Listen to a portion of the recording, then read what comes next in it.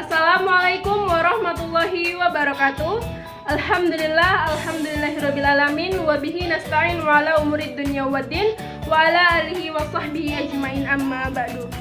Izinkan saya memperkenalkan diri. Nama saya Khairiyah, NPM 1911040116, jurusan Pendidikan Bahasa Inggris semester 3, Fakultas Tarbiyah dan Keguruan Universitas Islam Negeri Raden Intan Lampung. Video ini dibuat dalam rangka memenuhi tugas ujian akhir semester mata kuliah Filsafat Pendidikan Islam yang diampu oleh Mr. Ahmad Muluk Alfian, SPDI MH.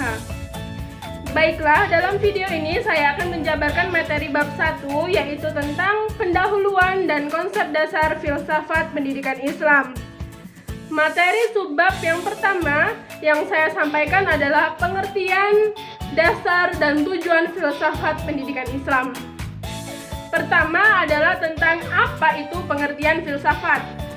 Filsafat berasal dari bahasa Yunani, yaitu philos yang berarti cinta dan sophia yang berarti kebijaksanaan.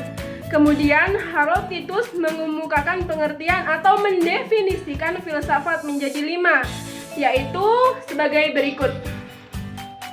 Yang pertama, kehidupan dan alam yang biasanya diterima secara kritis.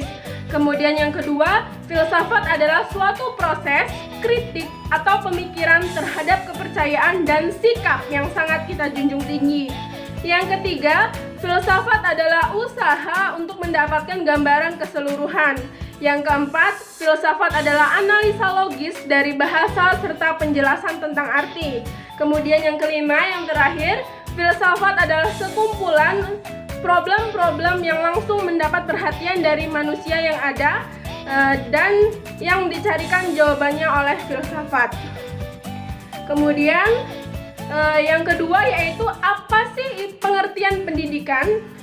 Menurut John Dewey, pendidikan adalah suatu proses pembentukan kemampuan dasar yang fundamental, baik yang menyangkut daya pikir atau intelektual maupun daya perasaan atau emosional, menuju ke arah tabiat atau perilaku manusia yang berkemanusiaan.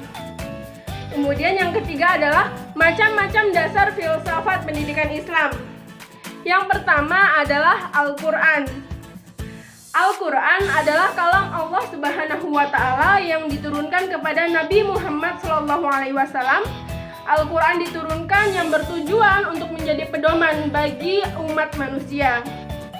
Al-Quran adalah kalam Allah yang sangat sempurna sekali, yang mana di dalam Al-Quran tersebut semua ilmu ada, baik ilmu dunia maupun akhirat. Pokoknya semua lengkap sekali dalam Al-Quran, semua peraturan dari mulai kita bangun tidur sampai tidur lagi pun ada semua dalam Al-Quran. Kemudian, dasar filsafat pendidikan Islam yang kedua adalah sunnah. Apa sih itu sunnah?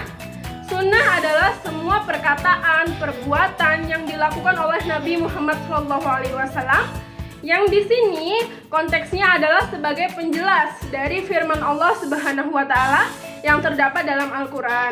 Kemudian, menurut Abdurrahman Al-Nahlawi, mengungkapkan dalam lapangan pendidikan, sunnah mempunyai 2 faedah, yaitu yang pertama, menjelaskan sistem pendidikan Islam sebagaimana terdapat dalam Al-Quran dan menerangkan hal-hal rinci yang terdapat di dalamnya. Kemudian yang kedua adalah menggariskan metode-metode pendidikan yang dapat dipraktikkan. Kemudian dasar filsafat yang ketiga adalah ra'yu.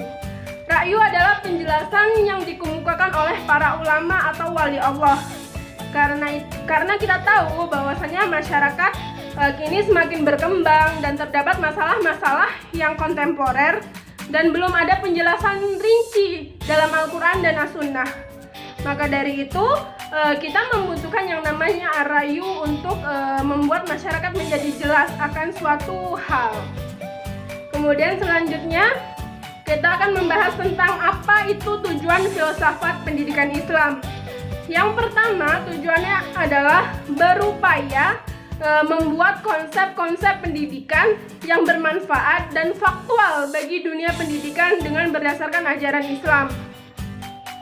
Yang kedua adalah membentuk sumber daya manusia yang kokoh, beriman dan bertakwa kepada Allah Subhanahu wa taala serta berakhlakul karimah dalam menjalin hubungan sosial kemasyarakatan dalam lingkungan kehidupan sehari-hari. Kemudian selanjutnya adalah subbab yang kedua, yaitu tentang ruang lingkup, kemudian fungsi, metode, dan dampak manfaat filsafat pendidikan Islam. Adapun ruang lingkup filsafat pendidikan Islam, yaitu yang pertama adalah dasar dan tujuan pendidikan Islam. Yang kedua, visi, misi, dan rekomendasi pendidikan Islam. Yang ketiga adalah rumusan, materi, dan proses pendidikan Islam. Kemudian yang keempat adalah pendidik, serta peserta didik dan lingkungan pendidikan Islam. Kemudian yang keempat adalah metode, kemudian yang selanjutnya media dan pendekatan pendidikan Islam. Kemudian selanjutnya yang kelima adalah kurikulum dan strategi mencapai harapan atau cita-cita Islam. Kemudian yang terakhir adalah evaluasi sarana dan prasarana pendidikan Islam. Selanjutnya adalah objek kajian filsafat pendidikan Islam. Objek kajiannya yaitu konsep-konsep dasar pendidikan Islam. Jadi filsafat pendidikan ini di sini mengkaji semua hal yang akan diterapkan dalam dunia pendidikan. Hal ini sangat penting karena dengan mengkaji kita dapat menemukan kelemahan dan kelebihan suatu sistem pendidikan. Kemudian objek kajian yang kedua adalah Islam dan perilaku umat Islam dalam kehidupan dalam semesta ini. Kemudian selanjutnya adalah metode pengembangan filsafat pendidikan Islam. Islam yaitu penentuan bahan, yaitu bahan-bahan yang digunakan untuk pengembangan filsafat pendidikan Islam. Baik di sini dapat berupa tertulis, yaitu Al-Quran dan Al-Hadis, yang disertai pendapat para ulama dan filosof atau pemikir lainnya. Pencarian bahan yaitu dapat dilakukan dengan studi keputusan ataupun lapangan yang masing-masing telah mempunyai prosedur yang teratur. Kemudian pembahasan bahan yaitu metode analitis, sintesis yaitu studi metode yang berdasarkan pendekatan rasional dan logis terhadap sasaran pemikiran secara induktif. Kemudian deduktif dan analisa data. Kemudian selanjutnya adalah pendekatan objektif yaitu dalam aspek yang berhubungan dengan teori-teori keilmuan tertentu yang akan dipilih untuk menjelaskan fenomena tertentu. Semacam paradigma atau sudut pandang yang digunakan untuk menjelaskan suatu fenomena. Kemudian dan materi yang terakhir yang akan saya sampaikan adalah beberapa manfaat filsafat pendidikan Islam, yaitu sebagai berikut. Yang pertama adalah menolong para perancang pendidikan Islam untuk membentuk pemikiran sehat dalam pendidikan Islam. Kemudian yang kedua adalah menjadi asas yang terbaik untuk penilaian pendidikan Islam dalam arti menyeluruh, menolong dan memberikan pendalaman pemikiran dalam berbagai aspek bidang pendidikan Islam. Baiklah, itu tadi adalah penjabaran saya tentang materi pendahuluan dan konsep dasar pendidikan Islam. Mohon maaf jika dalam penyampaian dalam video ini ada kata-kata yang kurang berkenan atau kurang tepat, saya mohon maaf. Semoga dengan adanya video ini dapat menambah hasanah keilmuan bagi kita semua. Terima kasih atas perhatiannya. Wallahul muwaffiq ila aqwamit thoriq. Wassalamualaikum warahmatullahi wabarakatuh.